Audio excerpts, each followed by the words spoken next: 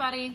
I have a very big announcement regarding Theo, who was our intake number 5 Red Fox kit of the year.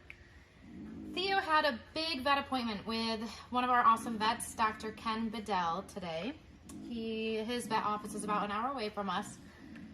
Theo is the one who came in after being hit by a car, and he was in very critical condition. He required a lot of hands-on care to pull him through. Slowly but surely, all of his senses and his strength started coming back, but what never came back for Theo was his vision. To this day, it is very obvious that Theo cannot see anything. If you don't really know foxes and you were to look at him, you probably wouldn't realize that he's blind because his eyes seem completely healthy. But after our vet appointment today, Dr. Ken did confirm Theo definitely is not seeing anything. The best answer we can come up with is that there is some brain damage left after being hit by a car that is affecting his vision. So after today, it has been decided that Theo is a non-releasable fox. Theo is no longer a candidate to return to the wild. He would not last very long being blind. In captivity, if you guys see our Arctic fox Archie, you guys know that these guys can actually do really, really well in captivity. Theo especially, he's totally healthy, otherwise he just can't see. So I kind of knew that that was going to happen, but we had to have another vet exam to confirm it. So Theo here is going to have to spend the rest of his days in captivity at this point. I don't know whether he's going to stay here at our sanctuary or if I'm going to place him elsewhere. I'm going to be looking into that over the next couple of weeks. And after Theo's vet visit today, we had a crazy animal adventure day. My mom, who is the one recording right now, she came along for the ride because she had to bring one of her cats to Dr. Ken as well. And she got stuck with me in the car for 5 or 6 hours because after we left the vet with Theo, we had to meet up with somebody to get in my next little intake, which I'm going to show you in a minute, a little gray fox kit.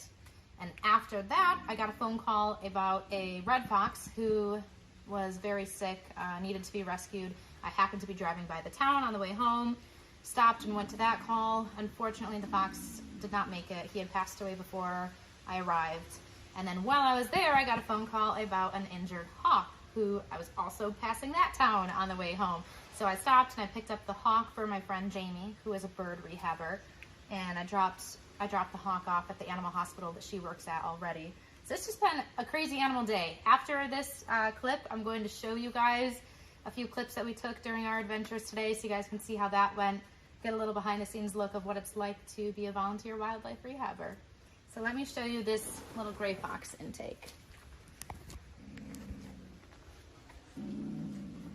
This sweet girl is not happy right now. She's got an attitude and she's adorable. It's a good thing she has an attitude though, because she is going to be a candidate for release back into the wild. Her rescuers named her Fiona. It sounds like she had a couple adorable little pet names, but we're gonna stick with Fiona for now.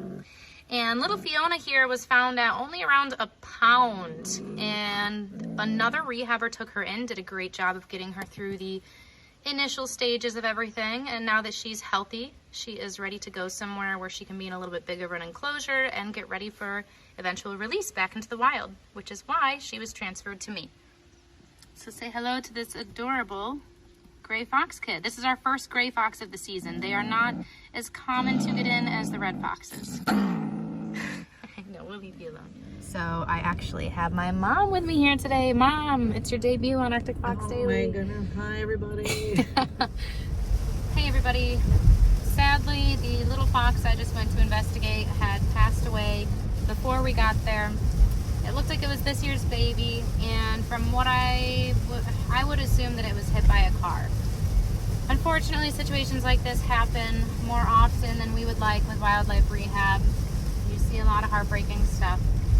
While I was there, I got a phone call for a hawk that is injured, and it is in a town that's also on my way home.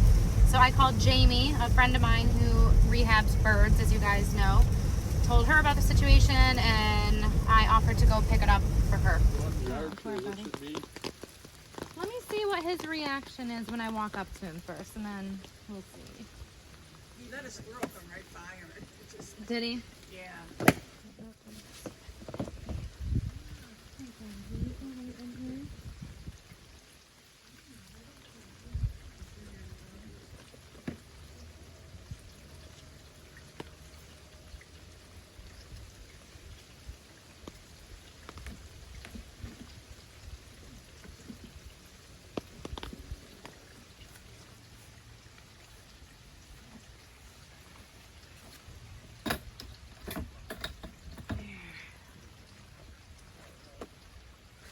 Good girl. I heard you. You think he has a chance?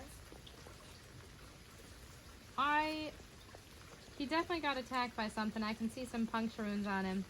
Oh, and that's I would say he has a chance still, yes.